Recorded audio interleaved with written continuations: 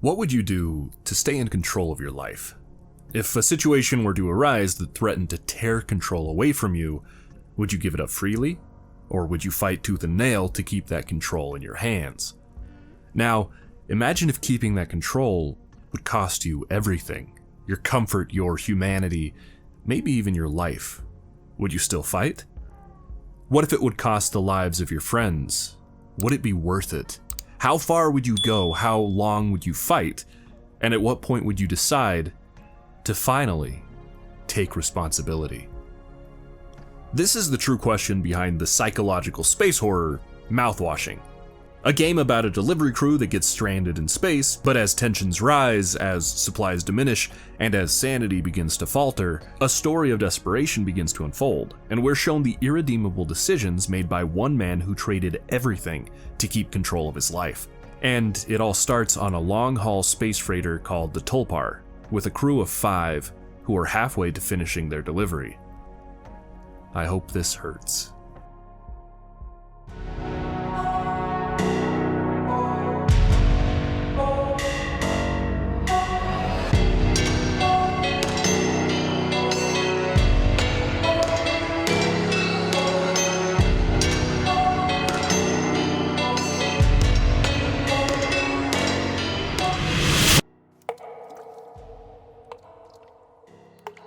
Starting in the cockpit, we're warned that the ship is currently on a collision course with an orbital body, but instead of steering the ship left and avoiding the collision, we steer right and ensure that it will happen. We disable the autopilot and leave the cockpit, wandering down impossibly twisting corridors filled with pipes and promotional posters. Getting the feeling that we're being followed, we double back to see that the way is now blocked by the mascot of the company, Polly the Pony. We try to move away as the lights flash red, and the blaring sirens warn that the collision will happen at any moment. But there's no escape from what we've done, and soon, Polly catches us.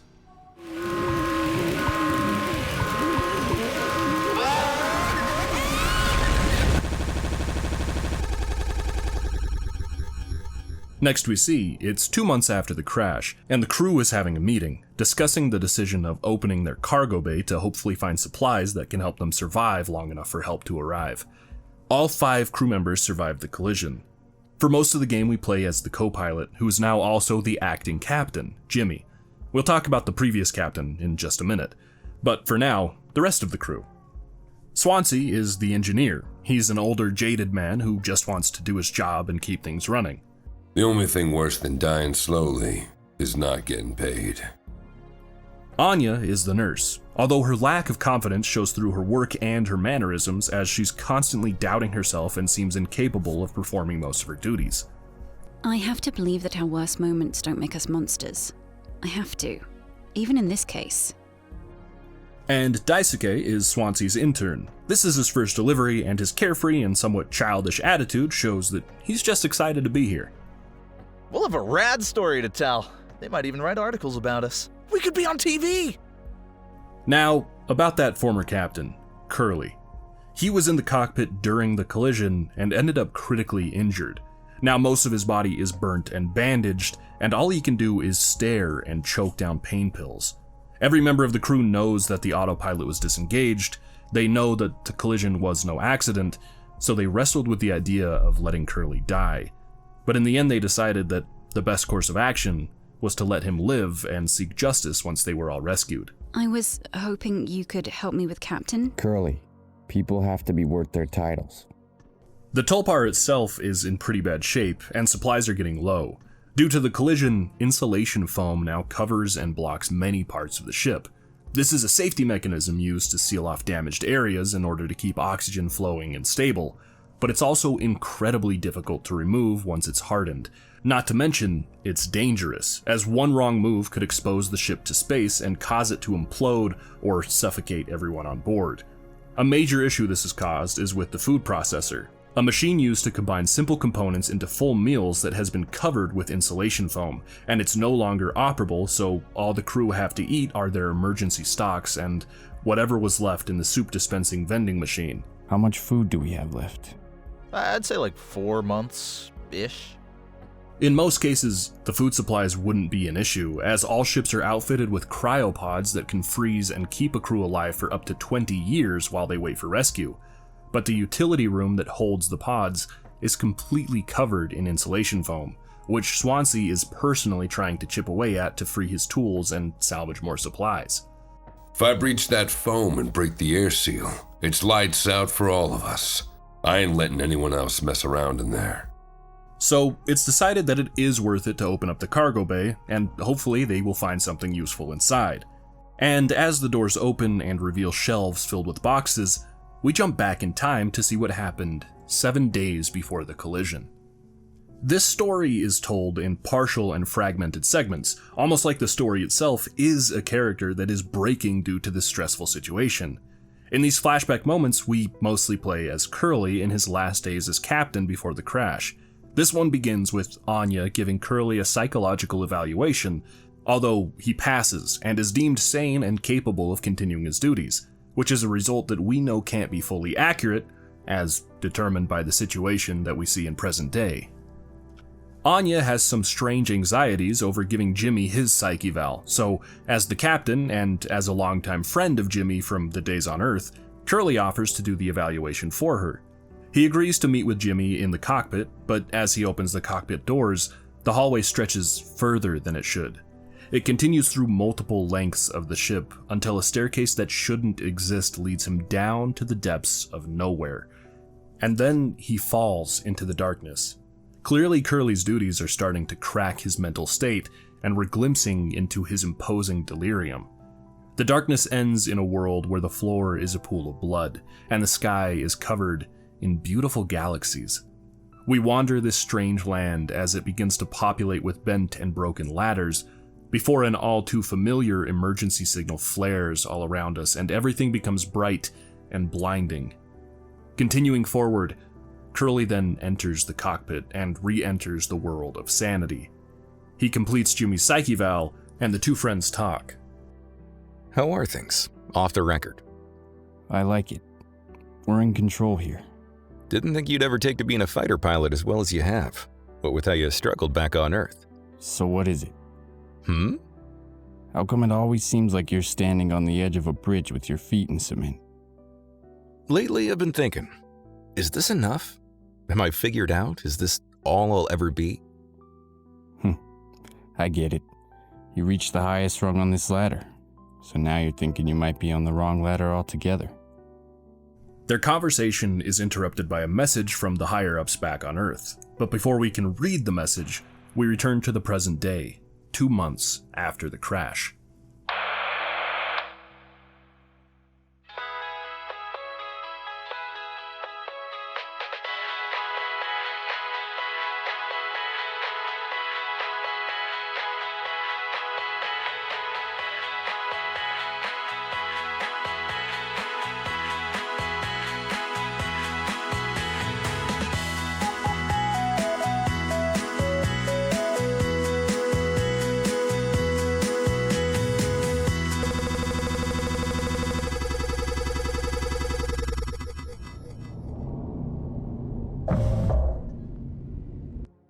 It turns out the Tulpar was delivering nothing but mouthwash.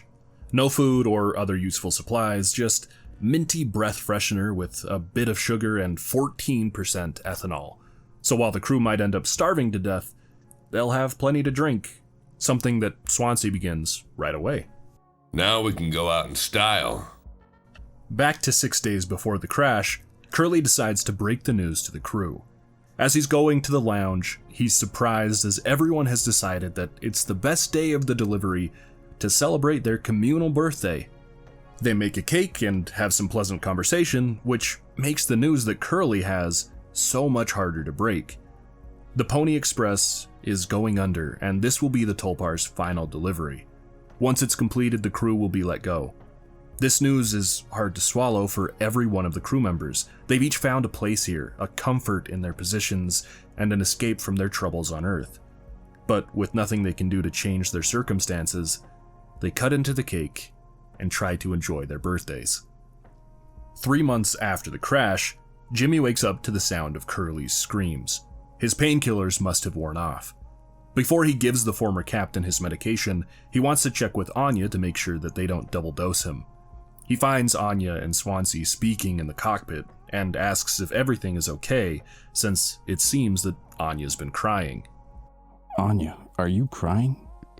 No, don't worry. I'm okay. We all need to keep it together. He tells Anya that he'll be giving Curly his medication and then leaves the two to finish their conversation. But things are clearly starting to get to Jimmy.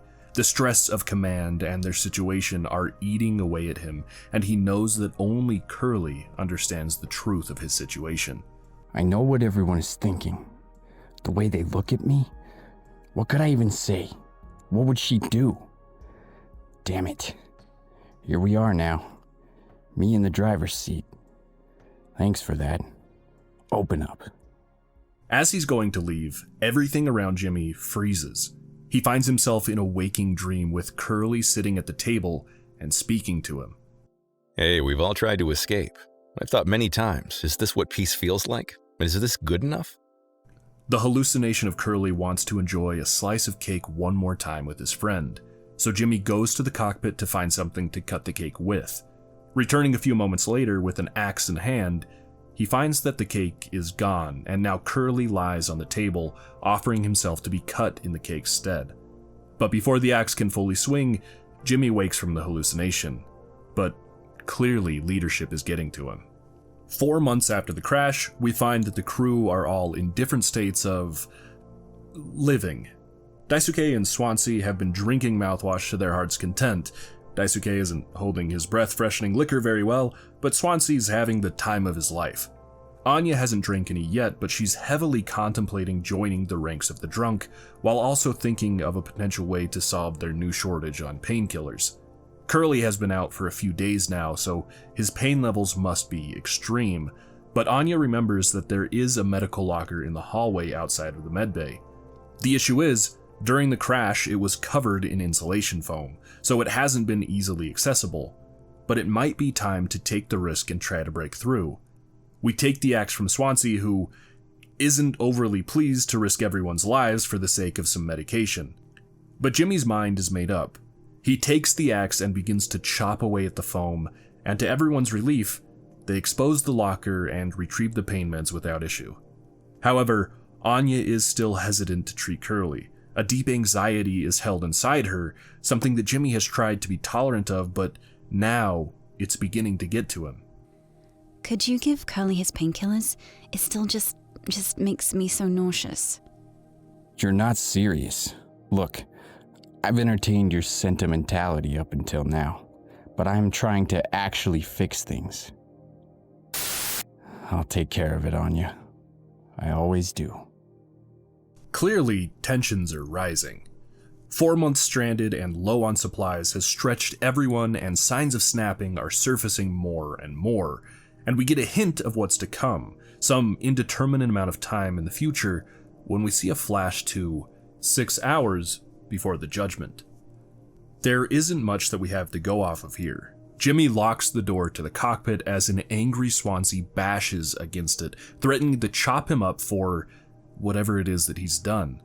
Jimmy does his best to keep the door closed, and looking in the inventory we see a strange shape, blurred and staticky, with a message saying that his hands won't stop shaking.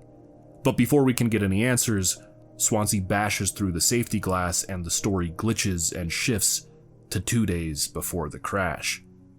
Now we're playing as Curly again, this time spending a pleasant night of conversation with Anya.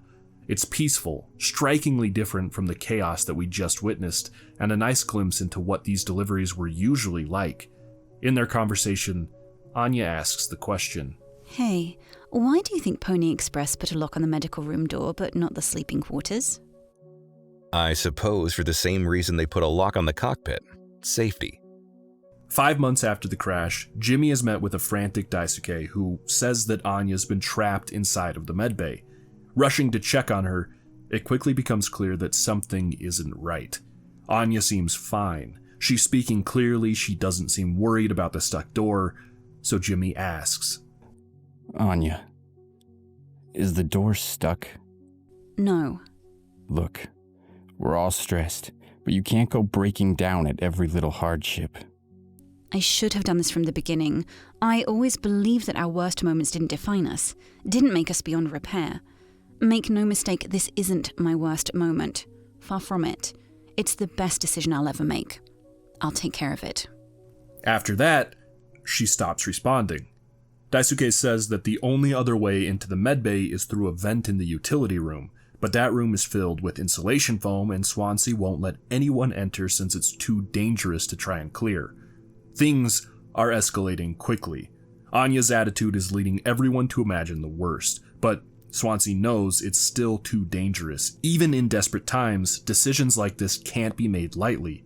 So, Jimmy and Daisuke relent, and we're torn away to see 8 hours until the judgment. We don't know what happened. All we know is that Daisuke is bleeding, and we have no way to help him.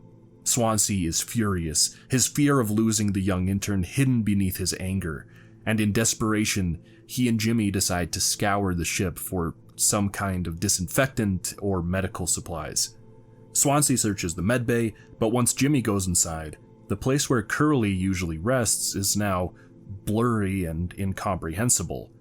Being no help there, he rushes to the lower levels where he sees a tombstone resting outside of the cargo bay. It's clear his emotional distraught is ruining his sense of reality. The tombstone has a picture of a scanner on its nameplate, and flipping that on causes the memorial to disappear and opens the way inside of the cargo bay. But this isn't the place that we visited in the past. A stairway stretches into the darkness, passing shelves and architecture that is impossible to exist. A room ripped straight from the mind of MC Escher, displaying his creation of relativity now existing inside of the Tulpar. Reaching the bottom of the stairs leads us to a catwalk, but the madness has only just begun. Jimmy follows a trail of blood, somehow understanding that it will lead him to the disinfectant that he seeks, but his path is blocked by a strange, serpent-like body. The room around him rumbles, and looking up we see a monstrous and distorted face of Polly the pony attached to a stretching neck and body. This monster is a physical manifestation of Jimmy's guilt and building madness. The objective here is fairly simple. Follow the blood trail along the catwalks and avoid Polly at all costs. In order to sneak past the snake horse, all you have to do is stop moving once the boxes all around you rumble, indicating that Polly is near enough to hear you. At the end of the blood trail is a much friendlier version of the mascot, holding in his hand the final bottle of mouthwash, which can kill 99.9% of germs. We rush back and pour the mouthwash onto Daisuke, but the results will have to wait as we cut back to 5 months after the crash. Jimmy and Daisuke know that the only way to get Anya is through the utility room vent, but with Swansea guarding the door, they come up with a plan. Using the food processor, they MacGyver a cocktail recipe using cleaning alcohol as the base, and then offering it to Swansea in a mock offer of apology. They watch as he quickly downs the whole drink. May we never go to hell, but always be on our way. And a few seconds later, he blacks out due to the extreme level of alcohol. They open the door to the utility room, ready to start chopping away at the insulation foam, but Wait. The utility room is nearly clear of foam. Inside are the 4 cryopods, 3 of them shattered and beyond repair, but one is in pristine operating order, and it becomes clear that Swansea was lying about the foam, just hiding the fact that there was only 1 pod left, one near guaranteed chance of survival for a single crewmate. There was never any foam here, and Swansea has known the whole damn time. No, man, that just can't be right. I'm sure there's a reason. We'll deal with him after. Right now, we have a job to finish. Daisuke climbs through the vent. It's collapsed in places, jagged pieces of metal sticking out from every angle, and as the young intern is crawling through, the power suddenly goes out. He slips, cuts himself on the metal, but he still makes it to the medbay, only to see a nightmare. Anya, what did you do? One day before the crash, Captain Curly realizes that their emergency firearm is missing, and he fears that he knows who might have it. Searching through the ship, he finds Anya in the cockpit. She can't possibly know the code to the safety box that it's in, only the captain has that information. Where is it? Us being let go isn't a reason to hurt yourself. Anya, you, the crew, are all my responsibility. I'm not going to hurt myself. Anya hid the gun case somewhere safe, but why? It wasn't to keep it away from Curly or for the use of self-harm, but to keep it out of the hands of another crew member, the man who would later become the captain, Jimmy. And the reason? I'm pregnant. The conversation that Curly and Anya have lead to the implications that things between Anya and Jimmy were not consensual. Nothing is stated outright, but the clues in the conversation are fairly substantial. Then we can think back on Jimmy's behavior throughout the game so far. He's constantly manipulative to the crew members, his new role as captain giving him even more sway with his directions and orders. He's constantly belittled Anya. He's goaded Daisuke into entering the vent. He drugged Swansea. His treatment of Curly, his friend, has been rough and unapologetic. His behavioral patterns can lead us to this conclusion, and now it's Curly's responsibility to deal with his old friend, to try and make things right in whatever way he can. 6 hours until the Judgment. We see the familiar scene of Daisuke covered in blood, and we realize that his injuries from the vent were far more severe than expected. And despite our attempts to treat him, the bleeding won't stop. He is suffering. Jimmy claims that he can fix things, but Swansea understands that there's nothing that can be done. Calm down. This line of work, you could never have become like miserable old Swansea. What a tragedy. You could have taught an old fool like me a lot. Close your eyes. With a swing of his axe, Swansea puts his intern out of his misery. You monster. I could have fixed him, Swansea. How do you still not understand? He won't suffer one more second because of your delusions. Unbelievable. Stop pretending. I know all about your plans, Swansea. I went to utility. I saw what you've been hiding down there. Sneaking around with that axe. Telling Anya who knows what. Now this? I sure did talk to Anya. Jimmy heads to the medbay looking for the gun to defend himself from a hostile Swansea, and inside, we see Anya, dead. Bottles of pills spilled all around her. The gun is in a drawer underneath Curly's bed, and the moment we open it, Curly starts to laugh. When we go to exit, we see another familiar scene. Swansea is angry and covered in blood, now charging at Jimmy. It doesn't show the scene, but remembering back to when Swansea was trying to break into the cockpit, there was that item inside of our inventory that we couldn't quite make out. But now it's clear that it was the gun, and hearing a gunshot in the darkness, we now know how the scene truly ended. 0 days before the crash, Anya tells Jimmy about her pregnancy, but Jimmy just walks away. Curly goes to find him, and they speak just outside of the cockpit. Jim, I can fix this. What do you think will happen when we get back? It's not just me, is it? You were supposed to be the one who had everything under control. You said so yourself. This was your responsibility, Captain. That is what you'll be hearing for the rest of your life. I get it now. I'll take care of it. That night, while the crew were asleep, the emergency lights flash on and the warnings blare. Curly rushes to the cockpit where he sees Jimmy sitting in the hallway. What did you do? It is now the hour of judgment. Jimmy has snapped. He carries Curly to a table surrounded by the dead crewmates who laugh and mock their new and old captains. But Jimmy hasn't given up yet. He's determined to keep his sole surviving crewmate alive. Curly is now his responsibility after all. He takes a knife and begins to carve off a chunk of Curly's leg. A lot of people struggle to put food on their plates.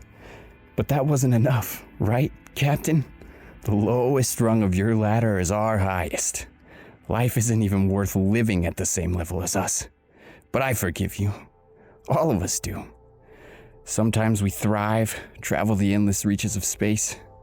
But other times we just have to accept days like these. You taught me that, Curly. Let's eat. Let's survive. Mostly alone, time passes. It's not clear if it's hours or days or weeks or longer. All that Jimmy knows is madness. At times he imagines crawling through the vents, thinking of Daisuke, how he suffered and died, facing that responsibility and never looking back. He falls deeper through the madness, the world around him warping and twisting. Then he thinks of Swansea, the drunken man who tried to kill him, chased him through the ship until Jimmy had no choice but to end him once and for all. I've got nothing to hide, ready to face the music. I can see myself for what I am. I should have been able to protect the kid. Swansea, I'm going to fix everything. We're going to make it. We wander through the halls of the Tulpar, the pipes and hallways transforming into a twisting, mangled maze, and the face of Curly staring at us everywhere that we go, always watching. We must keep him alive. He is our friend, our crewmate, our captain. So we do what we have to, force-feeding him pieces of his own leg to keep the starvation at bay. And then we're walking through an endless galaxy, moving toward Curly, now burning due to our actions, due to us crashing the ship. I just want to go home. I could have stopped it. I'm taking responsibility. I made a mistake, all right? I'm sorry. I'm so sorry, Curly. But that conversation, the apology, the forgiveness that it could have given, they never happened. Jimmy imagines what he did to Anya, imagines the child that grew inside of her, only for it to be born as an abomination made up of hundreds of Polly the ponies. It chases him through his mind until he finds restitution while staring at a mountain of empty bottles of mouthwash. Pony Express is dead, and so are you. I knew what you think of this predicament of yours. Poor you. It's misunderstood. Polly says, I'm taking responsibility. Curly. Captain. I'm so sorry. But I can make this right. Our worst moments don't make us.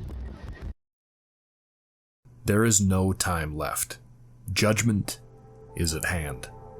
Jimmy stares at Curly on the table surrounded by the dead crewmates, and he knows what he must do. He picks up the captain and carries him to the utility room, placing him inside the only working cryopod. It's okay, Curly. You're gonna be okay. We fixed it.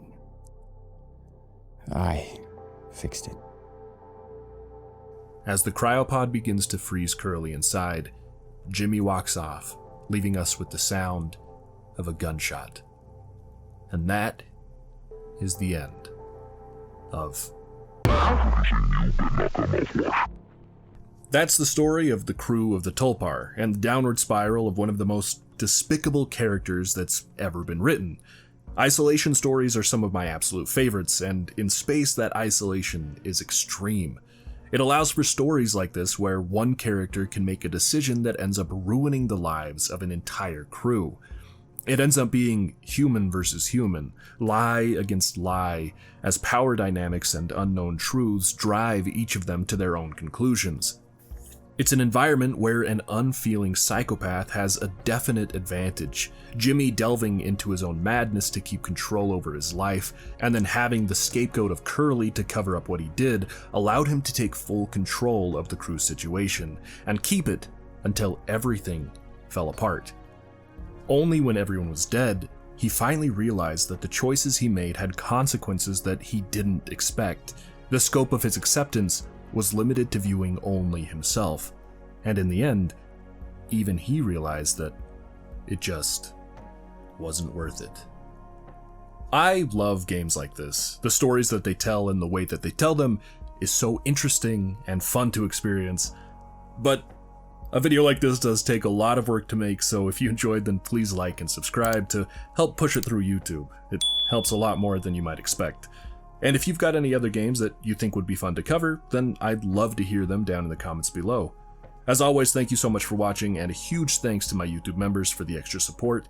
If we were stranded on a spaceship for months and months with only mouthwash to drink, I'd kill and eat you all last, because that's how much I love my YouTube members. But that's it. Thank you guys so much for watching, and have a good one. Bye-bye.